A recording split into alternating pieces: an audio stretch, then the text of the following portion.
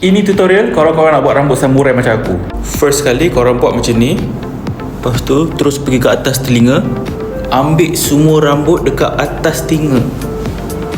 Tinggalkan yang bawah pada telinga ni saja, tinggalkan.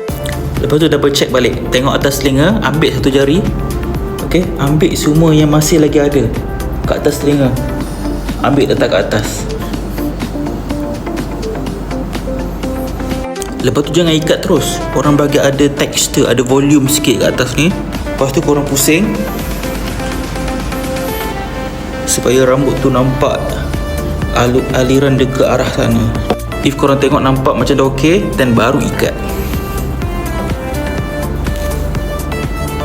If korang tengok cermin nampak macam lepeh kat atas ni kan, korang tarik lagi sikit bagi ada volume.